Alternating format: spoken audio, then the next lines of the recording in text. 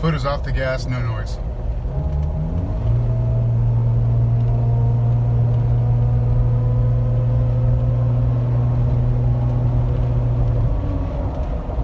Foot is off the gas.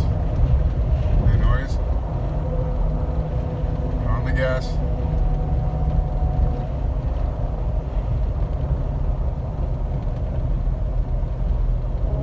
Foot on the gas. Foot off the gas. Foot on the gas. I've replaced both idler pulleys.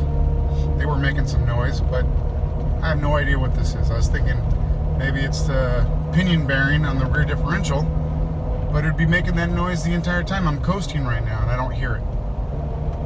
Unless it's only making that noise if there's tension on the drive shaft. I am at a loss. Tensioner pulley maybe, but why isn't it making it now when my foot's off the gas?